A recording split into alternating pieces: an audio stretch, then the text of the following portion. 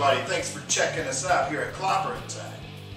Now, Dick the Bruiser was one of those wrestlers that, I don't want to say, didn't leave his feet too often. Well, we got him pitted up against the Cowboy Bob Orton and his top rope superplex. Now, I don't want to say it, I don't want to spoil it for you, so I'm just going to let the match do the talking for itself.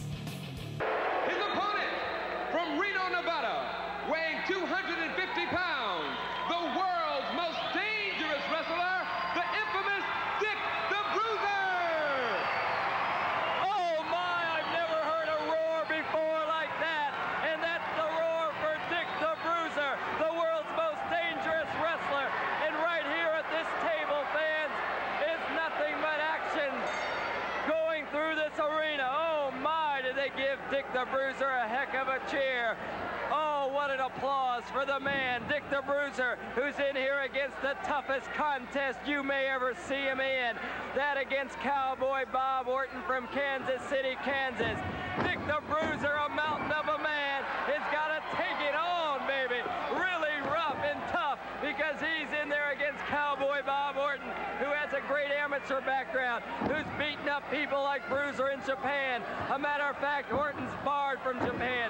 Dick the Bruiser's the biggest box office smash in Japan. He's the biggest thing they've ever seen across the United States. Well, he's in there against Orton. Oh my, Cowboy Bob Orton. He has style, he has grace, he's commentated with me, and he is truly a gentleman, and not so in the ring when he wrestles. He goes out full force. He uses any measure he can to beat the infamous Dick the Bruiser. Thomas Griffin's here helping commentate with me. There's a pure test of strength, Thomas. Well, you know, it's funny. When Bob Orton came on the scene in the Indianapolis area, he did it the right way. He did it the right way. He worked hard, and now he's a top-notch wrestler. Cowboy Bob Orton, he's wrestled in Indianapolis, Chicago, St. Louis, Cincinnati, Cleveland, Ohio, Miami, Florida, Atlanta, GA. He's been across the world. Well, he's really digging hard. He's got to, because Bruiser's pounding away, just pounding away at Cowboy Bob Orton. Orton looks in a bit of a daze. Bruiser trying to choke him. Orton coming up with a quick kick to the midsection that Bruiser did not prepare himself for. Orton comes off that second rope, nails him with an elbow to the head. Oh my, he picks the Bruiser up off his feet, just juggling him around. Oh, he just drops him down for a big backbreaker. And I've never seen Bruiser picked up off his feet before. And there he is, picked up with ease. Orton just picked up the mighty brute and tossed him across his knee. Oh, Bruiser's in a daze. Orton cacking away at his forehead. Oh, he takes that knee pad down and really rubs that knee right into his forehead. Bruiser's gasping for air. He's in a bit of a daze. He doesn't know what happened. No one's ever picked up Bruiser just like that. Just ripped him right up. Bruiser scratches Orton. Bruiser going to the ropes, and there's that Rooster Griffin who's managing Orton at the time. Rooster Griffin, look at that costume on him. It disgusts the fans. They don't know what to think. Bruiser flat on his back. He's in pain. He's hurting. Cowboy Bob Orton's just dishing it out. Oh no! Bruiser smartly moves out of the way of Cowboy Bob Orton. Dick the Bruiser has a lot of ring savvy, a lot of knowledge, a lot of wrestling. He knows more wrestling than most people have forgotten. Thomas, Bruiser smartly kicked Orton there in the midsection. Well, Dave, Bruiser just kicked back. He knew the guy was behind him, and he just wanted to do anything to get a few moments to recuperate. He kicked back and happened to catch Bob Orton, and that slowed Orton down long enough for the Bruiser's instant recuperative power to take effect. Oh, he's putting Orton's head right into that turnbuckle. Orton down on one knee and a bit dazed, and Bruiser has him right where he wants him, within his grasp. Bruiser shoves him into that turnbuckle again.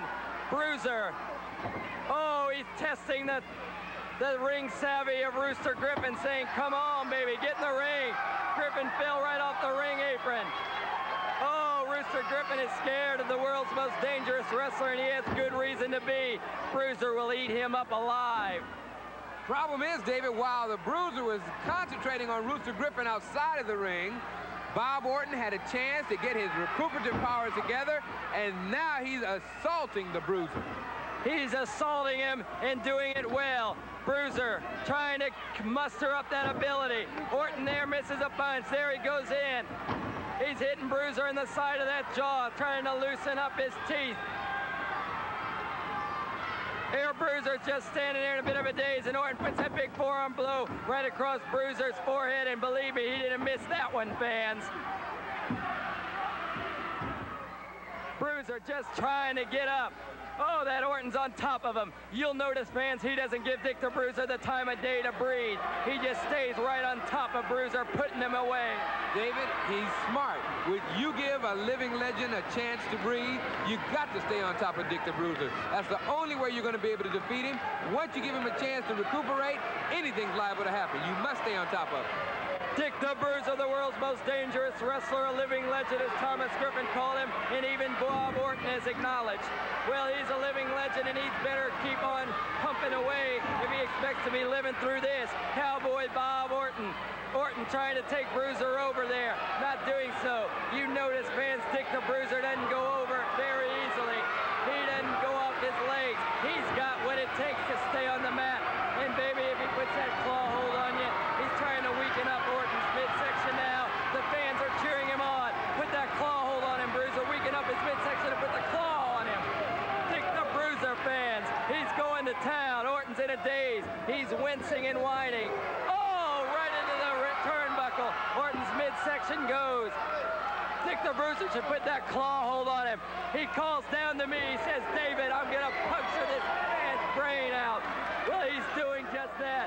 He's going to town. Dick the Bruiser. Oh, does he look vicious? He's really doing it, baby. Dick the Bruiser's pounding away. He's choking now. Orton putting a boot to Bruiser's midsection. Bruiser not able to stand tall and take it. He goes back into the corner for a breather. Bruiser's midsection is tough. Bruiser's legs are the toughest things you'll ever see. They're really powerful, and that's why he's still standing. Dick the Bruiser has great calves, great muscular build in those legs, those thighs. Oh my! Bruiser going up. Orton's trying to take the Bruiser up for what might have been a suplex. He's putting Bruiser on that rope, the third rope for the superplex. Bruiser trying to fight for his life, fighting for his life. He knows if he goes up for that superplex, it's all over. Oh, that punch! What a punch! Dick the Bruiser's got Cowboy Bob Orton. He's punching away now. He's ratty-tatty, baby. Oh, Dick the Bruiser, he just saved himself from what was called a superplex. When Orton puts that on you, it's all over. Bruiser knew it, and he punched his way out of it. Orton trying to put on an illegal move, the pile driver. It's not effective. Bruiser tosses him over. Bruiser picks up Orton for the pile driver. Oh my! Bruiser puts the pile driver on Cowboy Bob Orton. Oh my! Fans, please note that pile driver is illegal, but Henry Van Loon was not able to see it. But needless to say, Dick the Bruiser won it. Dick the Bruiser's the winner, fans. What? Oh, come on! You didn't think the Bruiser was actually going to take a top rope bump, did you? The farthest that guy ever tumbled was when he fell off a bar stool. That is until the Legion of Doom came to town and changed all that. But that's another story for another time. Another clobbering time.